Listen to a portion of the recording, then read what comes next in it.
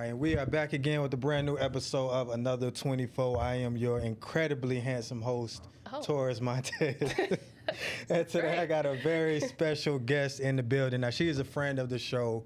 She's actually a friend in real life. I've known Angel for a very long time. Yes. I mean, I think 8 years. Yeah, it's been a long time. And I met her on some other stuff. Yeah, I'm going to cut that out. Yeah, we're not going to talk about all that. But I have the star, the leading lady of the brand new #1 film on STARZ right now. They took my daughter. My daughter, and I'm the daughter. And she's the daughter. I have the one, the only, Angelique Valentine. No nicknames around here. Angelique Valentine. We are professionals. Yes, and we're still #1. We're still #1. We've been #1 since July 2nd. It's the 11th. Hey, and we're going to stay #1. We're going to stay #1. We're going to stay #1. For weeks. For the rest of the year. Right. Until they put out another movie. Exactly. That can dethrone it, which I don't see that happening. I don't see that happening. How you doing? I'm doing great. Yeah, good to see you. Good to see you. Right. You been good? Yeah, I've been good. Like I said, working like a Hebrew slave, but I mean, you know, aren't we all? Yeah, it's either do that or what? Falls to the wayside. We're not doing that. We're not doing that. I'm not definitely not doing that. Exactly. But you've been the busy bee since you've been on the show. When was that? How long ago was that? I think it was in 2023, maybe? 2?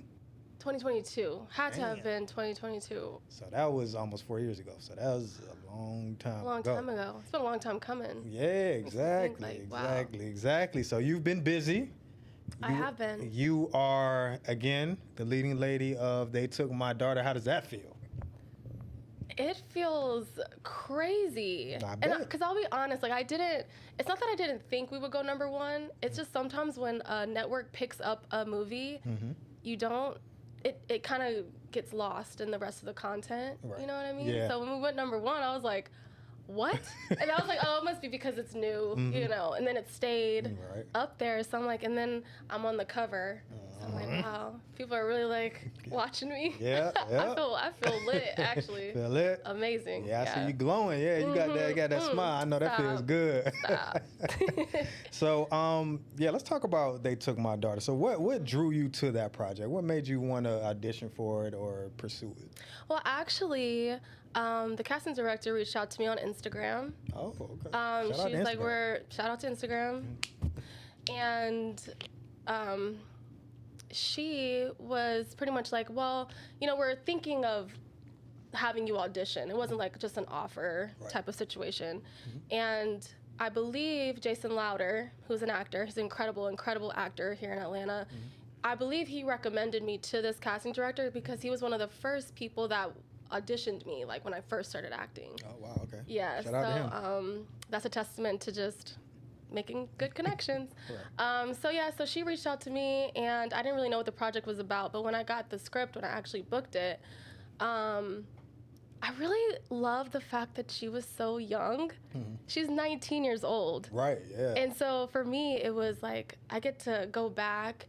What does it feel like to have a fresh start? Right. And you think that you know everything. That time you're so independent, you're trying to use your own mind. And I was like, dang, I get to have a fresh start. I get to know what that feels like to be young and just excited. Right. And that's what initially drew me to the character. But there's so much more to her. Got it. So when you were reading that, I mean, I know you actors, I'm not an actor or anything like that, but I know y'all got to do a lot of research and stuff like that. How did you prepare for this role? I like to tackle the scripts the first time through, the first read through. I'm just really curious. I'm non-judgmental. Right. I'm really just trying to get as much information as possible. So what I do is I go through the script, read it through, and anything that comes to my mind, I will write it down. Even if it feels like it has nothing to do with the storyline. Right. Because that's instinctual, right? Yes. You want to be an instinctual actress, and because you want to stay present. And so this is coming to your mind. It's okay, these are my first thoughts. I can bring this because you want to bring you as well. Right. Then after that, I read it back to front, to the point where I know everybody else's lines. Damn. As well. Jesus. And I'm that's not your line on set. It's probably very annoying. Right. But no, then once I have it in my body, I like to walk around with it and set up my own scenes in my house alone. So I'll set up the scenes, and very rarely is it like that when you get on set, like the scene that I set up. I'm not the director, but that's pretty much the simplest version I can give you. Got it. Now, I know before I sent you a list of questions. Yes. And I told you, you read the liner notes that we might have other questions. Yeah, and that's fine. And that happens. But, you know, the movie is really tackling a very touchy subject, a very, you know, dangerous subject, which is, you know, human trafficking. So did that kind of spark anything in your brain? Did you kind of like feel concerned, or any, did it kind of open your mind to anything else, any other these issues or anything like that? Yeah, I felt like now it's important, you know, and now it's important for me to really show up and be authentic to this role and be prepared. It's not just, and not that I don't do that with every audition or every role. It's more of so like this can bring awareness to what is actually going on still to this day. I mean, I've actually had people DM me, women DM me from this project telling me like, thank you for telling my story, and this is what I just went through, or I went through this for 3 years, and tell me their whole story on Instagram. Yeah, and I'm like, that's why you have to take it seriously. You know what I mean? Because people really go through this, and it's, I feel I'm getting a little emotional just because I'm thinking of one woman's story in particular, where, you know, she thought that she could be around someone she trusted. And I feel like that's what happens with a lot of women. You feel like you can trust this person, and they really have horrible intentions for you when you end up in this situation that you can't get out of, or it's really hard to get out of it. And there's people not on your side. Even the police department won't be on your side. No, they won't be. Wow. They'll be on the other side, surprisingly. You know? Yeah.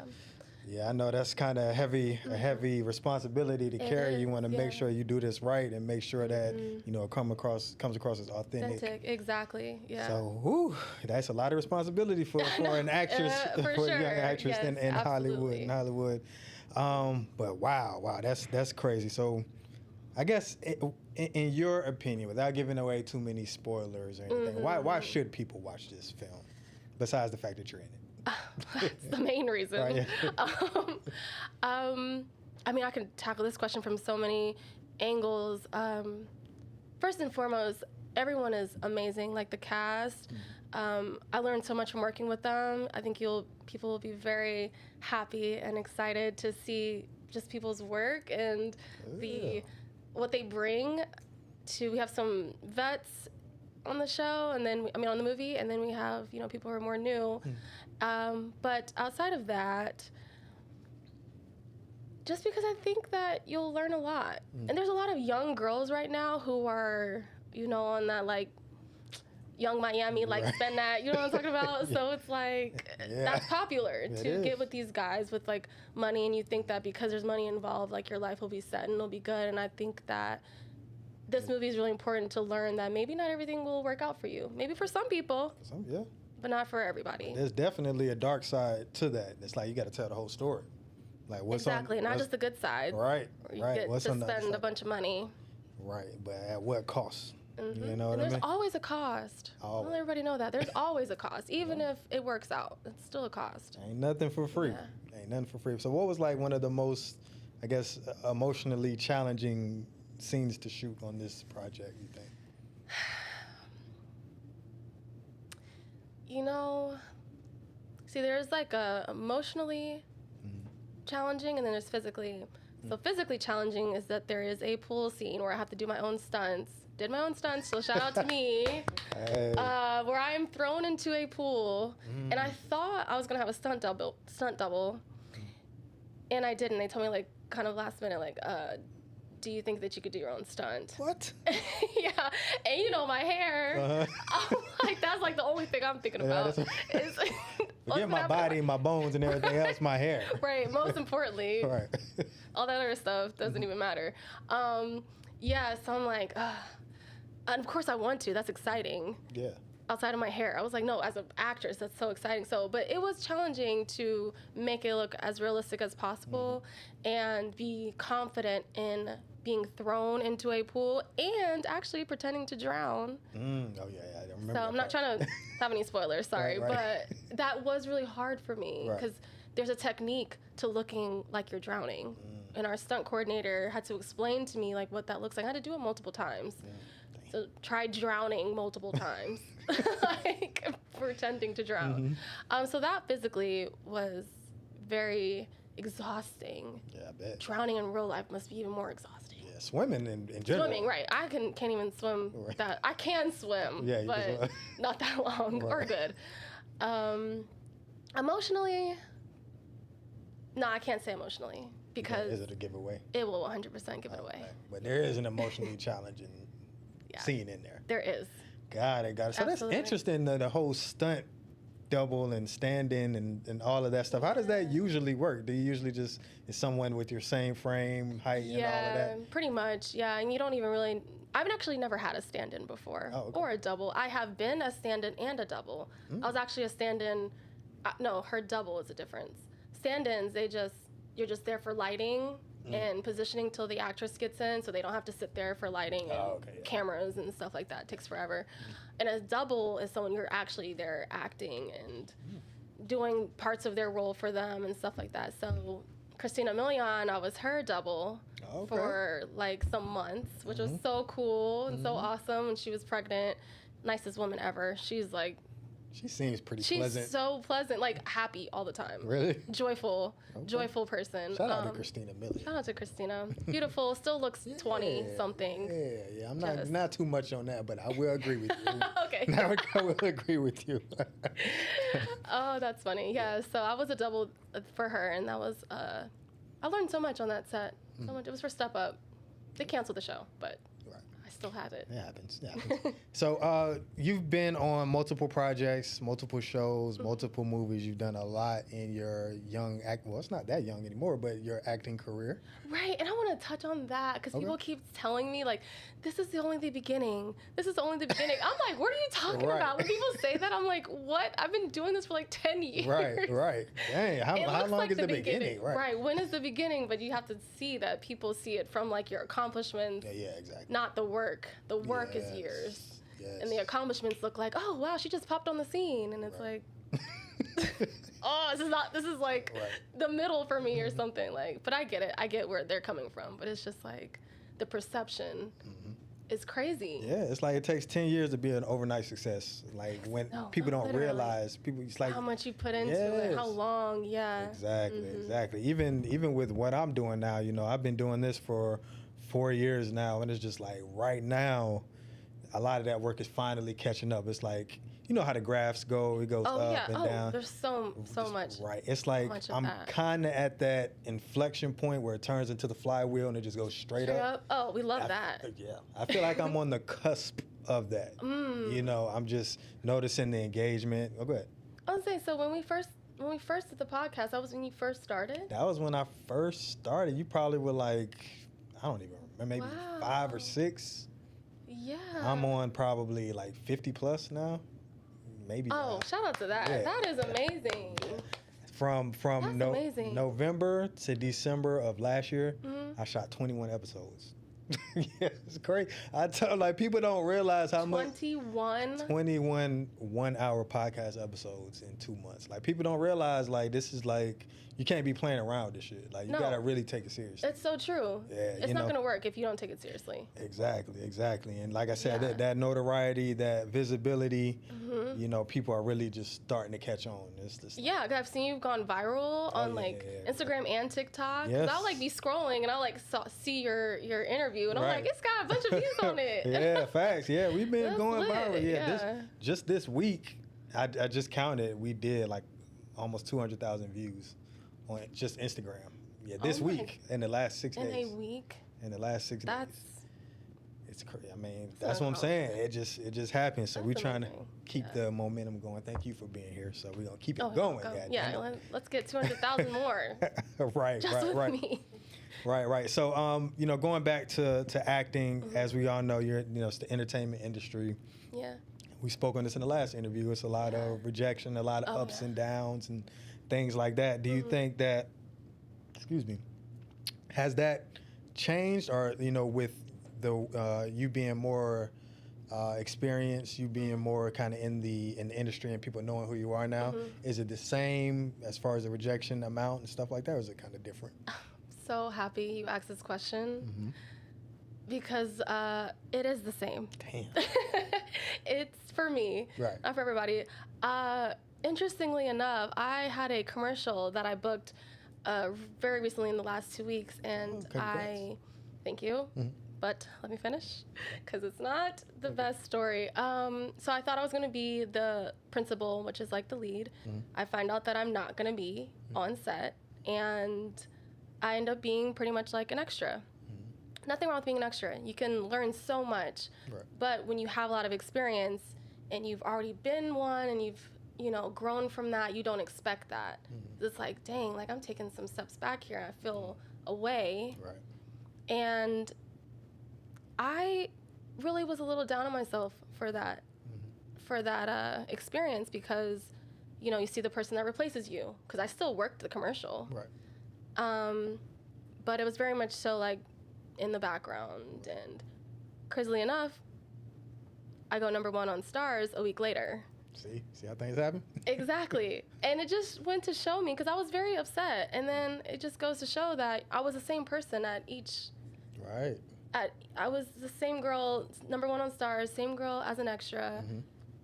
It didn't change like my value at all at the end of the day. And so I do have a different perspective on rejection, on being replaced, being blended into the background, is that it doesn't matter where you are on the call sheet. You can be #1, you can be number 50 something.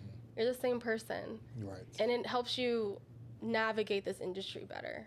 And you can learn so much from either end. Being an extra, you can learn. I learned a lot on that set. I didn't enjoy my experience, but I still learned a lot. You know what I mean? So it's the same right now for me, but I have a different perspective. So there you go. There you go. And I'm sure there's more to come, you know, with being #1 on STARZ. Oh yeah, you know, I expect. I'm sure that the eyeballs are there. You know what I mean? And speaking of which, did you meet 50 Cent or talk to him at all? Because I know he's kind of like one. I know, affiliated with STARZ. Yeah, he's like. No, I did not. Oh, okay. But that is on my manifestation list that I am to work with him. All right, 50. Hey man, hey, do the right thing, Fifth. Do the right thing. That's funny. So again, you've been on a lot of different sets. You've been in commercials. You've been in TV shows. You've been on movies. So for They Took My Daughter, what were some things that were familiar to you being on this set, and what were some things that were a little different? Maybe they did things a little differently on this one. Familiar. The only time that it's familiar is. The only reason it's familiar is because I know what sets are like. It's not going to really vary for me in my experience so far.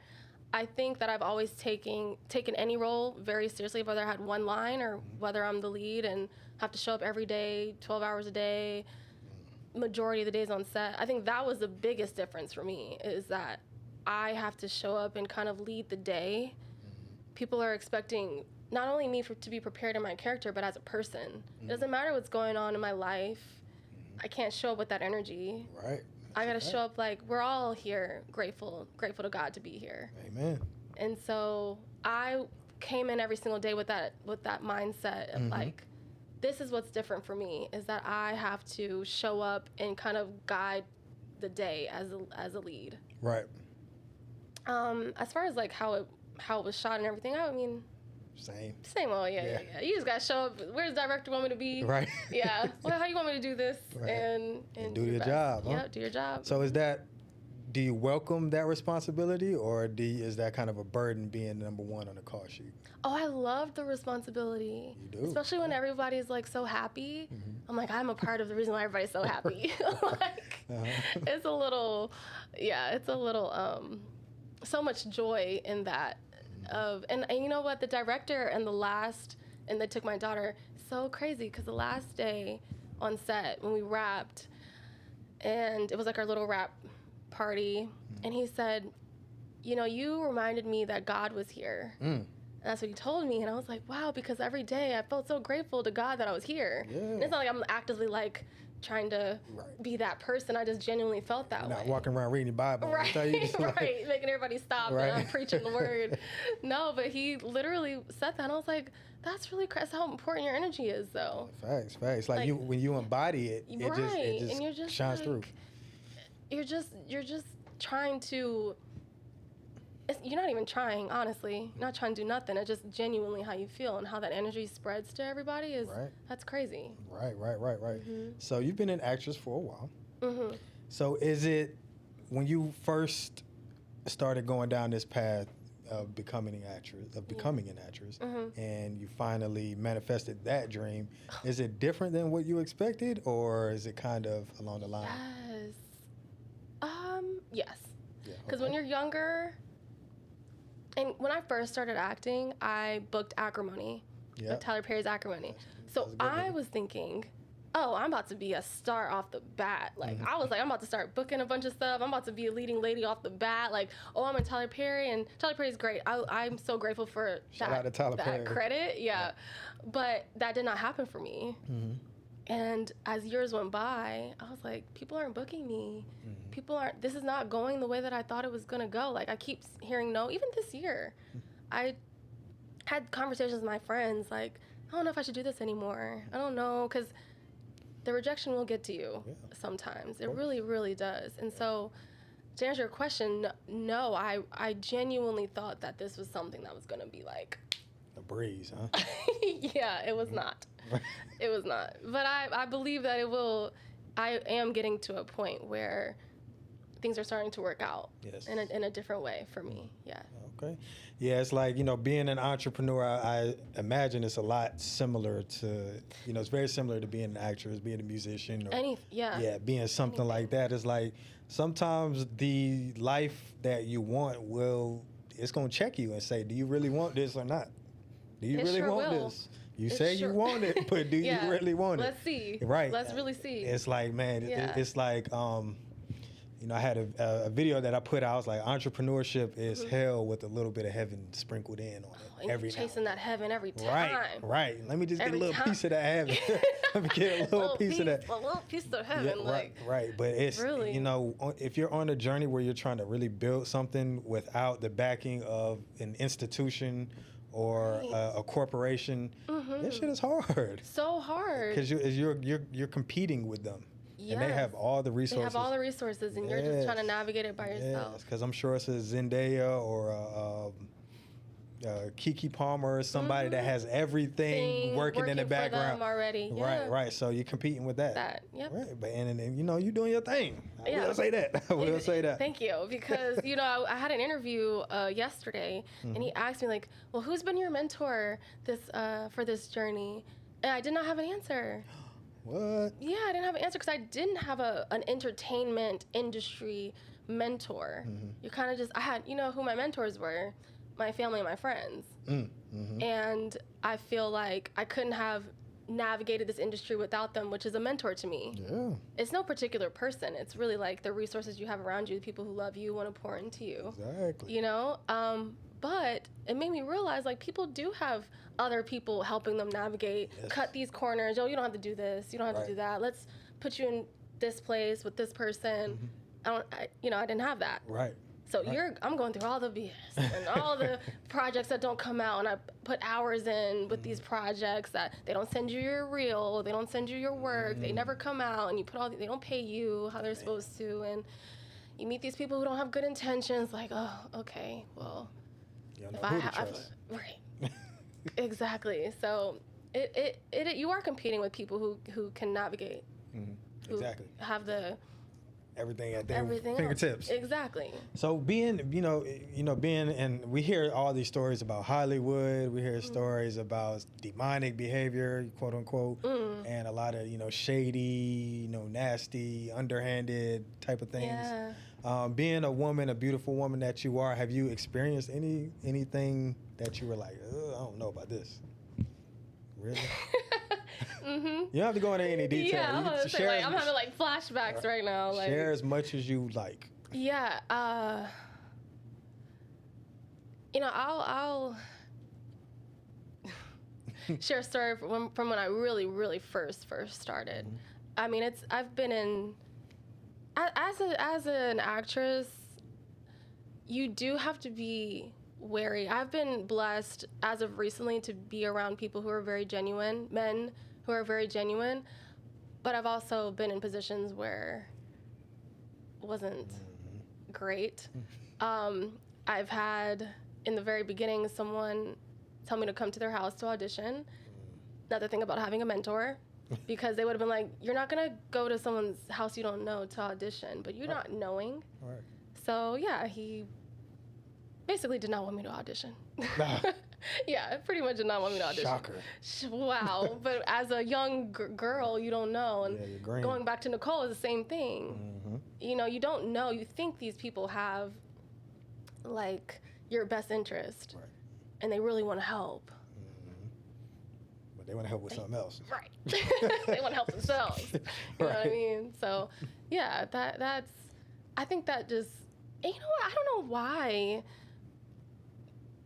why it's like that with some people of power in the industry. I really don't know. Like, is at any point you're like, hey, maybe I don't need to abuse my power. Maybe I don't need to be a freaking creep. Hey, power corrupts. Absolute power corrupts. Absolutely. Has to corrupt your mind, like, completely. Right. Yeah, it's crazy because it's almost scary. It's like when you get to that point, like, it's something that wakes up within you that's like, you know what, maybe I can just start getting over on people because I have all of this power. And right. And it's worked before. And, you know, it's just your life now. Yeah. But you lifestyle now. That makes sense. Yeah. Right. But it's just like, are you really that shitty of a person? You know what I mean? And there are some people that are that shitty.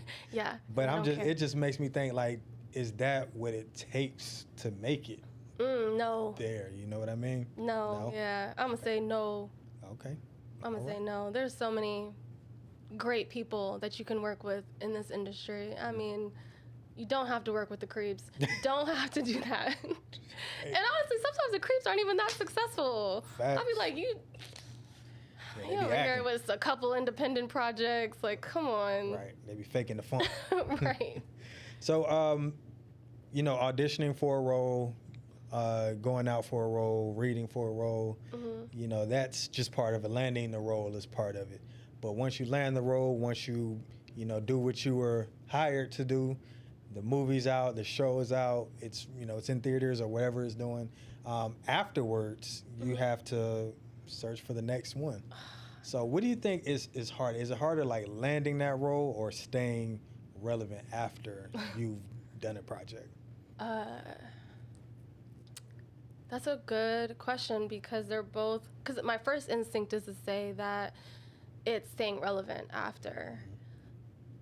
But it's also you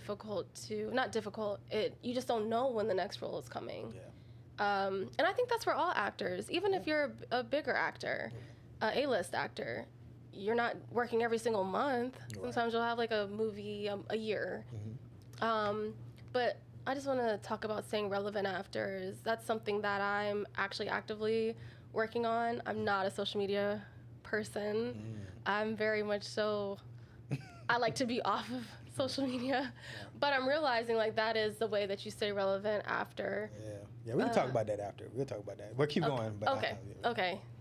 Got you. But, yeah, and, like, I'm working with someone to help me stay relevant after. Okay. And it's not even about relevance. It's just about making sure that I am being seen still because, mind you, I got the DM for this role off Instagram. And I can imagine, you know, you don't know what's going to happen if maybe this video or this picture is going to spark someone's, oh, yeah, she did do this or she did do that. Let me hit her up. Right. You know, so for me, it's more so of just the visibility versus, like, likes and attention and stuff like that. I just want the visibility so that I can have more opportunities to do what I love. But it is work to continue with the content. Oh, yeah. I'm, like, planning and I'm, like, strategizing. I'm like, wow, I don't know, content creators, because I mean, the fact that you're going viral now, it's because of your consistency of staying relevant over 4 years. And with a podcast, like, I feel like there's so many, but yours is so interesting Thank you. Still, you know what I mean? And like you've been able to not only stay relevant, but like grow. Exactly. Even the space, like, is different than years ago. You know what I mean?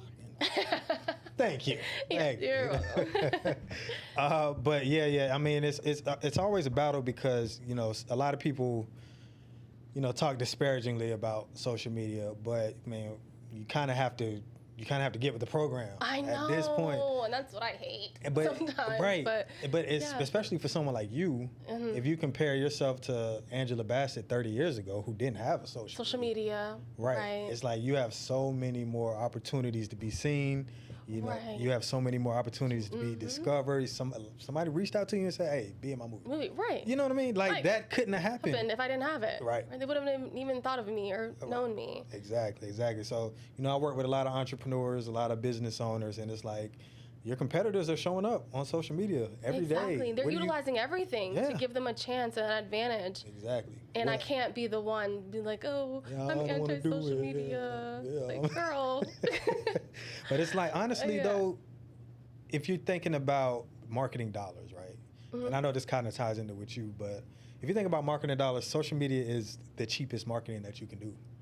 No, facts. That's such a good gem for me. You know how much a billboard costs? You know how much a TV commercial costs? Isn't it like $10,000 for a billboard? Yeah, it can. For it to be effective, you're gonna need a billboard for at least 3 months. Dang. And how long? How much is that gonna cost you? Right. How much does a radio ad cost? How much does a TV ad cost? Yeah, and I feel like people look at social media way more than a billboard. Everybody's walking around like this. Right, not even looking at the billboard that you paid $10K for. Even while you're driving, which I need to stop doing that. No, seriously. We're not going to talk about that, but yeah, same. But literally, this thing right here, everybody has one in their hand, and they're looking at it. If I look at my screen time, I'm not even going to embarrass myself, but it's high. We're not going to talk about our screen time. Yeah, we're not going to do that. Yeah. Yeah, so I need a life outside. But it's true, though. It's true. But, that's what I would, that's what I always urge the entrepreneurs and clients that I work with. Like, do it, use it, utilize it. It's free. Yeah. It's exactly. It's literally You're in free. Control of it, too. Exactly. I have 8,800 followers on Instagram, which it's a lot, but it's not really a lot compared to some people.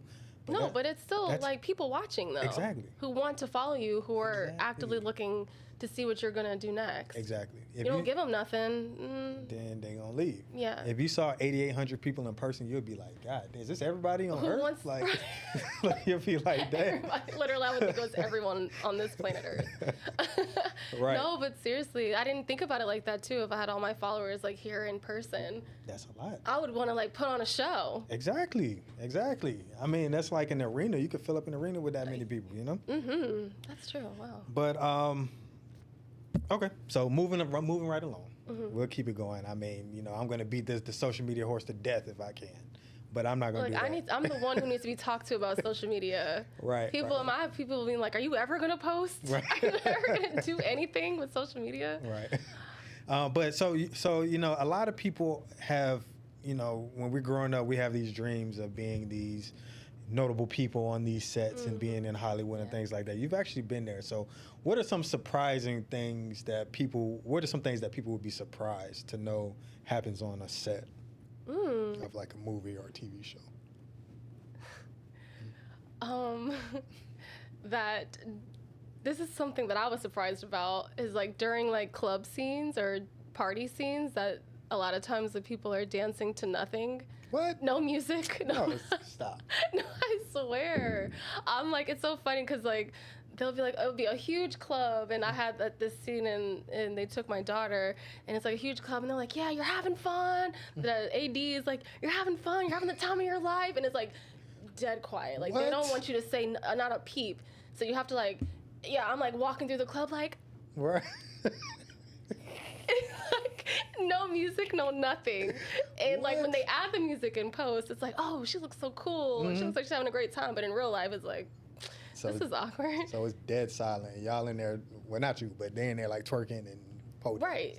Yeah. What? No, seriously. Yeah, it is. And some takes still have music, but some they need it without the music. So, everybody in the club is like, and it's like so awkward. Right. And everybody always laughs afterwards. But that's like one surprising thing. That's the first thing that comes to my mind. So what's like the funniest thing that's ever happened to you on set, or happened on set that you were like, you know what, this is hilarious?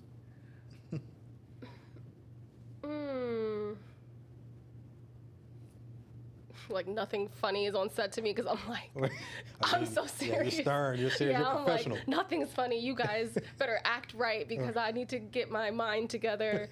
But I be watching those bloopers. That's the truth, though. I be watching those bloopers, like the Fresh Prince bloopers and other bloopers. Those are so funny. So hilarious. And like, I had somebody ask me, like, who do you want to work with? And my first thought was Steve Carell, because The Office is my absolute favorite show. Like, if I was an actress back then, that would have been a dream to work with him. Because those bloopers from that show is freaking crazy hilarious. Like, and that's what I'm saying. Like, I haven't had the opportunity to work on a comedic set before, but I would love to work. He doesn't really do comedy anymore, but someone funny. Adam Sandler, one of y'all, Will Ferrell. Yeah, somebody. He's still doing comedy. He's another one of my favorite actors too, comedic actors. Yeah, I would love to be on a comedic set. Like, I feel like it would be so much fun and so funny. Yeah, those Fresh Prince bloopers, Martin bloopers. Hilarious. Man. I could just watch that. Like, that could be the episode. No, that could be the episode. I will watch the bloopers more than I would want to watch the show. Right. Like, so funny. Facts. So has there been a role that you either like turned down or didn't get where you were just like, damn, I wanted that? I know you talked about the commercial earlier, but is there anything else? Yeah. You know, I haven't been in a position where I can turn down a role yet, but there are certain limitations that I have. Yeah. I don't totally love when shows or movies have like explicit sex scenes just to have them, just for the shock value, shock factor. I'm not with that. If it's for like a art form, like you're showing it for a reason, then we can get around it. But if I read a script and maybe this is me turning down a role because my agent knows now, like, I don't do full nudity and I don't do explicit sex. Like, I feel like that's becoming more like rampant in these shows and stuff like that. And it's like, y'all don't need that in this. We don't need this. Like, the show's already good, or maybe, you know, make it more artsy or something like that. But that's the only time I would turn down something if I have the opportunity, you know, is if it's just like a raunchy type of situation, because my mama be watching. I don't like that. Even with the pole scene, there's a pole scene where I'm like dancing on the pole, like my mom's watching it, and I'm just like. Like, Mom, close your eyes. Right, please. And I'm like fully dressed. Right. But I'm still like, oh gosh. But yeah, I think about that all the time, where it's like, I can't have my mom looking at me doing that. Yeah, right. That's crazy. Yeah, it is kind of. You know. I ain't gonna lie. It's just like, well, you're not supposed to see this side of me, but. Right. Exactly. But no shade to anybody who does it though. I'm not saying that. Yeah. Right. Have you had a favorite role so far? Favorite role. My first mind is to say this one because we went number one. Oh, yeah. So by default, it's my favorite. But no, I really do think it's my favorite, though, because of how much range I got to show. Yeah, you did. Yeah. I got to show everything of, you know, vulnerability, naivety, independence, power, getting my power taken away. Got to be sexy. Got to be on the pole. Like, I got to show, like, I think that's every actor's dream, really. Yeah.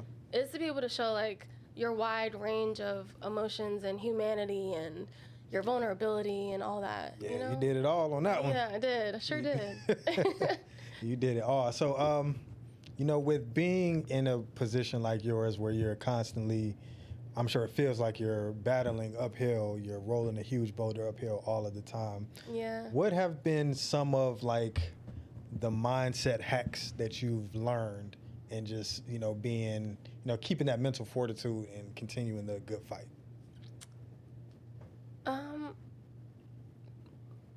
Prayer is really the only thing, because I used to try to do it on my own, like give myself positive self-talk and try to do my affirmations, and I think that those things work For some. Yeah. For a lot. I believe in those things. But for me, nothing felt as personal and authentic as praying to the one who can make it all happen. Amen. For you. So that is how I keep kind of like a neutral ground. Yeah. It's like whenever I'm feeling like super anxious or depressed or unsure, uncertain, even in the high moments, joy, elation, whatever, it's like it all goes back to praying that for gratitude or praying for help.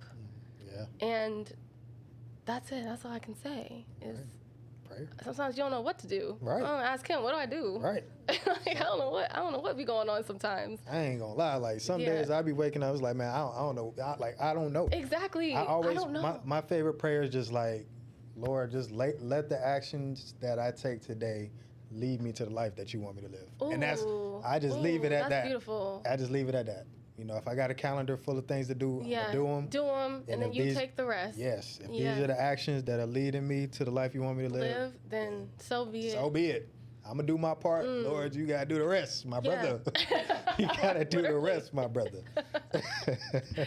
Absolutely, yeah. So you've been, in some, I'm sure, prestigious circles. You've, been around some of the most powerful, most visible people in the industry, I'm sure. Yeah. Have you ever just seen somebody just do some rich ass shit? Like, God damn, this nigga rich.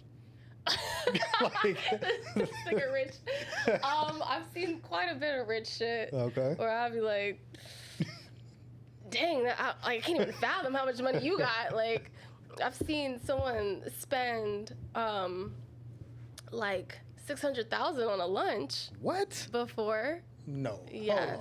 I have for their friends, and there was a bunch of people, but the bill was foot by somebody I don't want to say, but I'm not sure if... You tell me off camera, right? Yeah, okay. I will. Definitely off camera. Sorry. $600,000 for one lunch? Mm-mm. Like a luncheon, but it wasn't that many people. Right. And I was like, and they were popping bottles, and they were on a yacht, and so maybe it was all a thing, but yeah. Okay. I was like, that's probably the richest thing I've ever seen. I'm on the edge of my seat whoa. Yeah, right. I'm like, how do you get to that? Right. Where that's just a casual Thursday afternoon for you. Right. So when you're around that kind of opulence, what does that do for your energy? What does that do for what's possible, letting you know what's possible and stuff like that? It really just lets me know everybody's the same. Outside of the money. Yeah. But personality-wise, people getting drunk, eating, talking shit. Right. It's really nothing different. And that just makes me think of I am supposed to be here because this is all the same. Exactly. This is the same as hanging out with anybody, that's not doing this type of stuff. Yeah, we do this shit back in the hood. We do the same all shit. Day. What are you talking about? Right. Actually, I'd rather be there sometimes. Right. But, it feels the same. I've hung out with a bunch of different backgrounds and people who do different things. I'm also a commercial real estate broker, a finance broker. So, I hang out with, those type of business uppity people. But then I'm at a networking event and everyone's at the open bar downing shots. Now we're all just having a good time. I think everybody just wants to have a good time at the end of the day. And that's what we can all connect on. Because I'd be like, you want to get down to the nitty gritty of people. We all just want to feel free and we're doing this. Yeah, I bet people be letting their guard down when they get a little saucy. What? Hey, bro, I've seen some crazy stuff. Yeah. But absolutely. But everybody just wants to have a good time. Yeah, facts. Have you thought about shooting your own projects or producing your own projects or anything like that? Absolutely. Yeah. Absolutely. I actually have a script that I've already written, but I've also directed a short film before, which I'm very, very proud of. Yes. Okay. But something that I've wanted to direct and write, which I am going to do, is I wanted to follow the life of an autistic child through the lens of their own eyes, because the world looks so different for them. Right. How they communicate, how they view people. A lot of autistic children and people, they can hear all the noise. And as neurotypical people, we can focus in on who's talking and what's important. And for a lot of autistic people, it's all the same. And you know, I've always wanted to write a story about, and actually it's just, I don't know why I said I've always wanted, but it just came to my mind recently in the last couple months, is like following what life looks like through their eyes, through their lens. Looks different, Yeah, I bet. I think that it would be a really amazing story. Wow, so that sounds like, you know, such the undertaking. Yeah. I mean, are you prepared for that? I'm sure that's going to be an emotional journey. Yes, it is. I know I'm going to have to do a lot of research. I'm going to have to, and I want it to be so authentic. Like, I want the actor to actually have autism, which is a whole journey within itself of sometimes they don't like being around people, or they don't like talking, or they don't feel like it, or something like that. And, you know, to navigate that, what does that look like if I'm catering to? Because if I'm going to write the story, I'm going to cater the whole entire set to that. It's going to be 100% authentic to what they go through, which means even offset. You know what I mean? Yeah. Ooh, yeah, I think that's going to be a challenge, but I think that'll be a challenge that'll really, you know, cut through in what the industry's doing right now. Yeah. I mean, that's something so different, so unique. And, you know, you're the perfect person to kind of bring that to life. Yes, I agree 100%. I think that, you know what, having this conversation, because I've been thinking about it, but the fact that you asked me just now is like another confirmation that it's another reminder that, hey, don't forget about this idea. Actually put it into work, put it into practice, because I am passionate about it. You know, there are people close to me that have autism, and I genuinely want the world to know what it feels like. And I think there's been more awareness about this diagnosis, and it's so interesting because they're so capable still, and it's looked at as a disability, but it's actually like a superpower. Right. And I kind of want to let people see what it all looks like. Yeah. Oh, yeah, we're definitely looking forward to that. I think that's going to be, you know, that's going to be a sight to see. Yes. Even the journey to even get it filmed, I don't know what that looks like. You got to document the journey, too. Yes. Oh, yeah. That'll be a whole nother project. Yeah, a whole other documentary. Right. Yeah. All right. So we've had a pretty, you know, extensive conversation. We talked about some deep moments, some emotional stuff. So kind of want to lighten it up a little bit. Okay, yeah. You know, we did something similar on the last interview. You always like to throw something. Yeah, we always want to throw some fun in there. Yes. Yay. We always got to do that. All right, now I relax. Yes. So this is kind of like a this or that. Love it. You know, I'm going to give you two options, and you just choose which one you think is better. Okay. Okay? Don't think too hard. And I don't got to explain myself. I might ask you. I might ask you why. Okay. But, you know, just answer. Mm-hmm. You ready? Yes. I'm excited. All right, so first, we're gonna go actors and actresses. Oh, awesome. All right, Denzel Washington or Will Smith? Oh my gosh, not out the gate. That's crazy. Hey. I'm gonna say Will Smith. Okay. Because he can do comedy. Okay. All right. I would say, I thought about this a lot. I actually did a video on this, Denzel Washington versus Will Smith movies. And Will Smith, he just has, like, I can't picture Denzel Washington doing like an accent. Exactly. You know what I mean? Oh no, have you seen where he was supposed to be doing like a British accent or Irish? There was some movie back in his early career. I can't remember what it was, but he was supposed to have an accent. Everybody like talks about it, makes fun of it because the accent was not good. It was bad. So bad. See, amazing actor. Yeah, accent. for sure. He never did an accent again. Right. So it's like, it's not for me. Right. It's like Will can do it all. Yeah, he can kind of morph into be somebody else.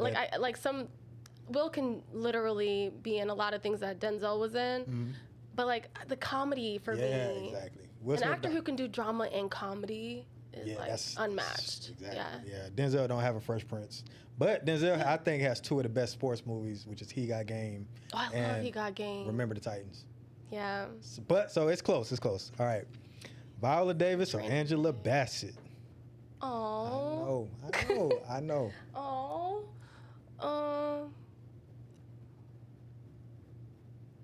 Dang, can't believe you're doing this to me.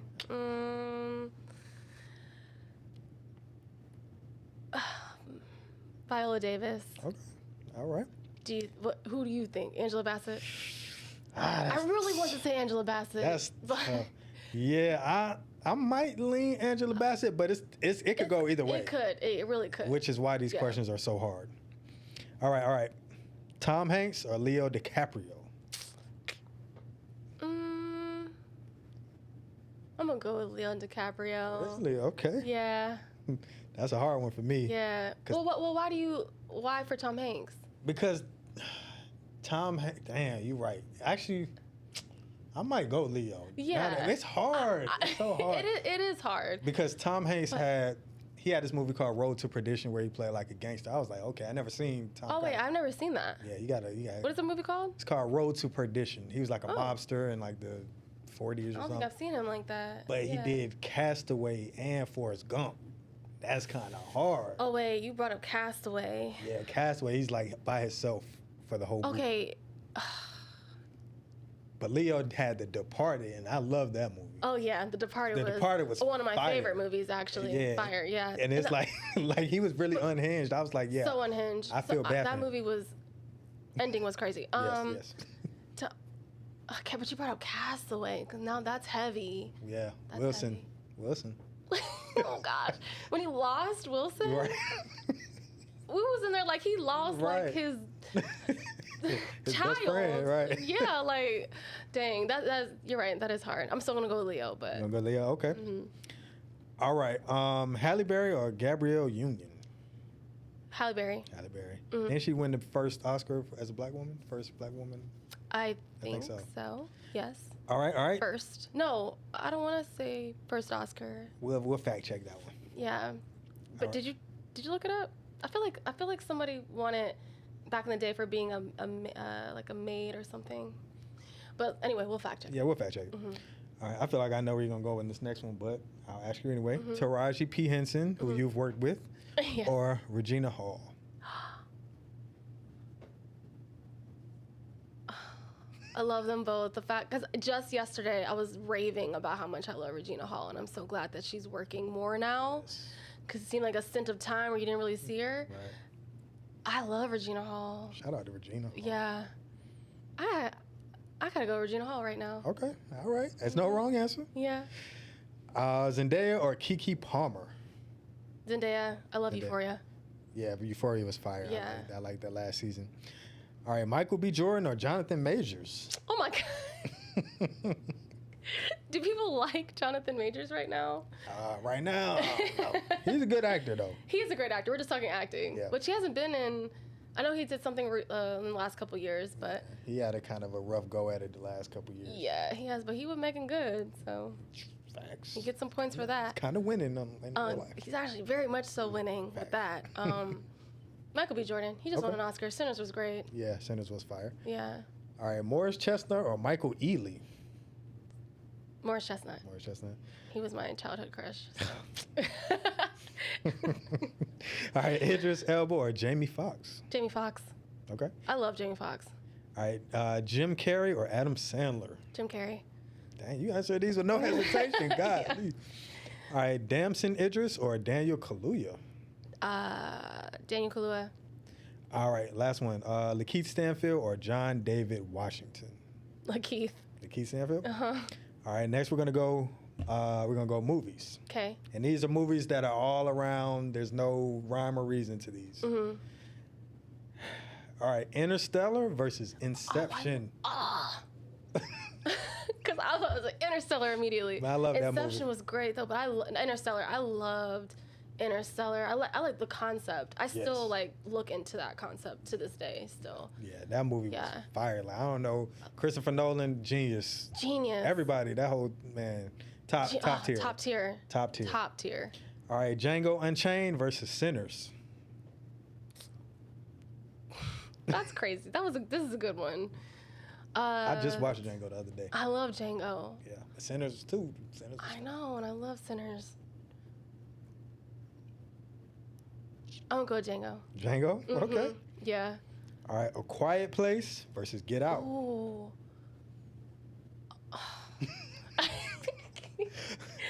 Oh man, Get Out. Get Out. Get Out? Yeah. I love A Quiet Place though, but yeah, Get Out. Yeah, Get Out was fire. First of its kind for sure. Yeah, original storyline. I like that. All right, Titanic versus The Notebook. Oh, The Notebook. Notebook over Titanic? I know, I'm crazy, but I love... I'm so wild. I love The Notebook, but I also love the actress, Rachel McAdams. I love her as an actress. Okay. Yeah. All right, where was I? The Dark Knight versus The Batman. the one that came out most recently. Oh, the most recent Batman? Yeah, the one with... The Dark Knight. Yeah, The Dark Knight versus the one The Dark with... Knight. The Dark Knight. Oh, yeah. Gotcha. All right, Equalizer versus John Wick. Are we matching just the sagas? Yeah. Equalizer. Equalizer? What do you pick? I'm gonna have to go John Wick. I know. I'm gonna have to go John Wick. I know. Yeah, but they both was good. But yeah. I feel like even though, Equalizer, they both were formulaic. Yeah. But I just like the way that they, the action scenes, the action kung fu, the martial arts. Yeah. And I didn't think about that actually. Yeah. But they were both good though. I'm gonna change my answer. You're gonna change it? Okay. John Wick. All right, Boys in the Hood versus Menace to Society. Hood classics. Boys in the Hood. Boys in the Hood? Really? Yeah, you like Menace to Society? I like Menace. But they were both good though. There's no wrong answer. But Menace was like, I feel like, I don't know, it was just better to me. I like Kane. I like Old Dog. They was fucking shit up in that movie. Trey was a little, Trey was, he was whipped. But they were both good. Yeah. All right. I'm gonna keep my answer. Okay. All right, last game.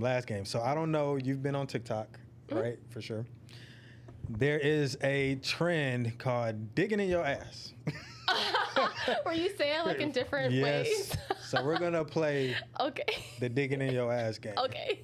With a real trained actress okay. who should destroy me in this game. So I'm gonna play along with you, okay? Okay, I try not to laugh the whole time, okay. All right, so we're gonna do it in 5 different emotions. Okay. How do you want me to tell you all of them, or you want to just do it one by one? One by one. All right. So first is disappointed. You digging in your ass?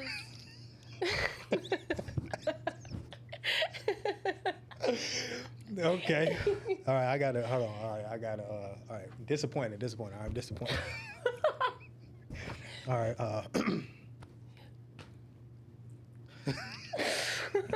okay, I got it. All right. You been digging in your ass? Again?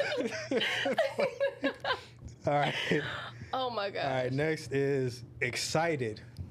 You've been digging in your ass. I like how you could just do it immediately. Like, how do you do that? I'm excited. Excited. All right. For this trend. Right. You been digging in your ass?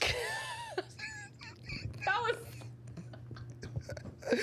All right. Oh my gosh. All right. Next is disgusted. You've been digging in your ass. All right. Disgusted.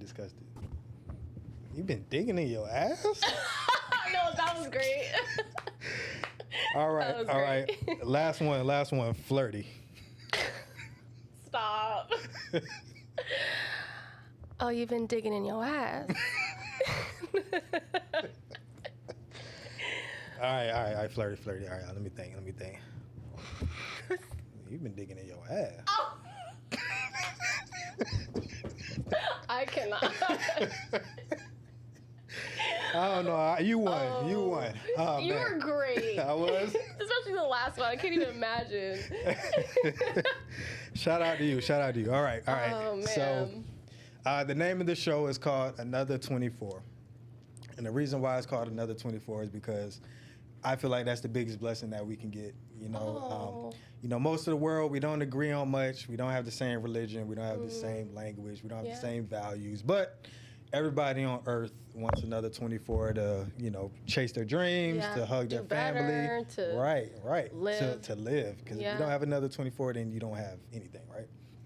But there's a young lady who is watching everything that you're doing, and she might be in Atlanta. She might be in Hollywood. She might be in New York. She might be in Ghana. Who knows? Yeah. But she wants to be just like you. She wants to be an actress. She wants to go #1 on STARZ for multiple weeks. But she might be having a rough go at it right now. She might want to quit. So if you could talk to this young lady and give her maybe 30 seconds or so of wisdom or encouragement, I want you to look at that camera and talk to her. First, I want to say, you don't know what God has in store for you. I'll be honest, I've had a lot of times in my life where I felt like this wasn't going to work out for me. We've talked about that previously. Sometimes I still feel that way. And when I went #1 on STARZ, I realized that it doesn't matter how you feel about what's going on in your life, yourself. If you think you did a bad job or a good job or whatever you're doing in this life, is like, if you just keep being true to what you want and who you are, staying faithful to that, you don't know where this industry will take you or this life will take you, and it can happen. I promise you on everything, it can happen, because I was one of the people who thought it couldn't. And I know you hear a lot of people saying, I always knew this was going to happen for me. I always knew this and that was going to be for me. That was not me. I was the one that's saying, like, I don't know. Doubting Thomas was me. And now it's like, I still kept fighting, though. I still kept trying. I still kept being true to myself. And no matter how I felt, I still kept going at it. And that was the biggest thing for me, is no matter how you feel, don't let it stop your action in your life and what you think that you can do for your life. Don't let your thoughts stop you from anything, because that is the main person that will get in your way, is yourself. Can't let that happen. The thoughts will always be there, or maybe they won't be there. Just keep going. Just keep going. It can and it will work out. Like, it will. You can go #1.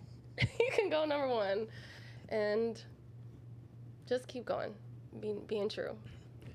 Well, there it is. Listen, thank you so much for pulling up to the show. This was an amazing Thank you for having me. episode. This was very funny. I needed this. Yes.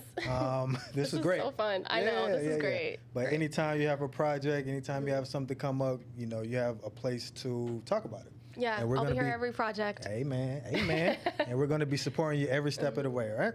Love it. You're the best. You're amazing. Thank you. First podcast of the year for me. Hey. Many more to come. Many more to come. All right, and that's a wrap. Yeah. Yeah.